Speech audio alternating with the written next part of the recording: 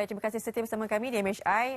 Kita nak mulakan berkenaan dengan tadi, ingat tak Nas cakap berkenaan bagaimana hari Jumaat ni penuh keberkahan. Kita cakap pasal zakat pendapatan. Kita masih lagi bicara bagaimana sebenarnya kita nak rezeki yang berkat ni. Okey, kita perkenalkan dulu Ustazah Nur Hidayah Muhammad Kamil, pendakwah Habibah. Assalamualaikum Ustazah. Cantik Ustazah hari ini. Oh, Alhamdulillah. Okey, Ustazah cakap berkenaan dengan rezeki yang berkat. Harta, barakah. Apa pentingnya sebenarnya? Okey, terima kasih kepada host kita dan juga kepada semua penonton MHI pada pagi ini. Dan bismillah, bila sebutkan tentang perkara ataupun kehidupan rezeki yang barakah, kita semua, saya yakin dan sangat yakin bahawa semua penonton yang menonton ketika ini mahukan rezeki dan juga kehidupan yang barakah. Tapi barakah ni apa? Barakah ni adalah bertambah dan bercambahnya kebaikan demi kebaikan yang berterusan, dan kebaikan ini iaitu datang daripada Allah Azza wa Jalla. Dan dalam surah Sabah ayat 39, Allah menyebutkan antara cara untuk kita dapat barakah.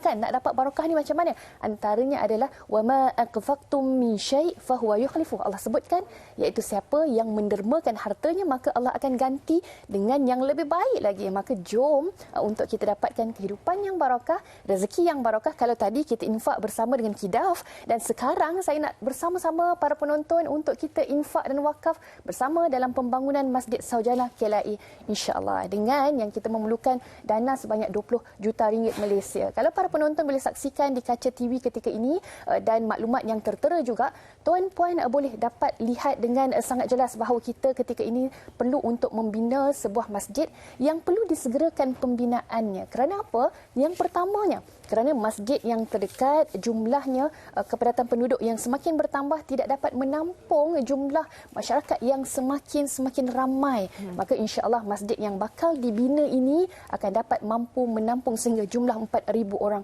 jemaah dalam satu masa. Dan kenapa lagi para penonton perlu untuk menyumbang kepada dana pembangunan masjid ini? Kerana yang keduanya, masjid ini perlu disegerakan kerana masjid yang terdekat jaraknya hampir 10 km.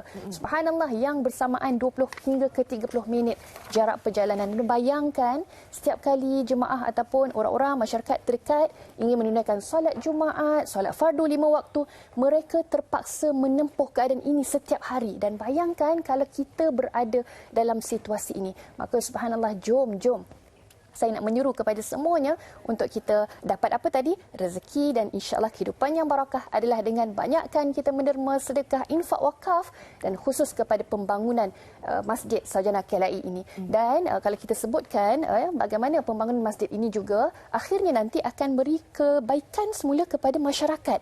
Kenapa saya sebutkan ini? Kerana fasilitinya yang sangat banyak, antaranya adanya kemudahan perpustakaan, bilik seminar, bilik tetamu, dan juga kemudahan untuk musafir. Dan boleh lihat di kaca TV ketika ini bagaimana para penonton boleh QR Pay untuk transaksi online, dan akhirnya kemudahan masjid ini nanti akan dapat kepada semua orang. Dan juga masjid ini kedudukannya sangat strategik yang berada di laluan KLIA, dan insya-Allah orang bukan sahaja masyarakat setempat tetapi orang ramai musafir juga boleh dapat kebaikan daripada masjid ini. Dan saya yakin kepada siapa yang menyumbang pada hari Jumaat yang barakah ini dengan pembangunan masjid yang dibina, dan kebaikan ini secara berterusan dan berkekalan insya-Allah. Dan bila kita sebut tadi tentang masjid ini, kita nak sama-sama supaya kita dapat memberikan sumbangan supaya dapat direalisasikan pembangunannya. Dan saya yakin sekiranya 2 juta orang penonton yang bersama-sama kita di MHI pada hari ini sama-sama dapat menyumbang semampunya, dan insya-Allah pembangunan masjid ini dapat disegerakan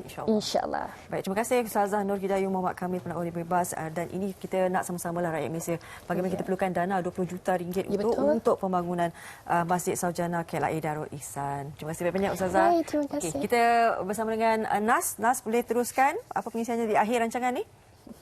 Baik, terima kasih Fariha. Semoga barakah-barakah di pagi Jumaat yang mulia ini. Baiklah, sebelum kita menutup tirai untuk MHI di pagi hari ini, kita akan terus kepada apa yang ada di laman-laman surat khabar kita. Kita memberikan ringkasan tentang perkembangan selanjutnya di Palestin dan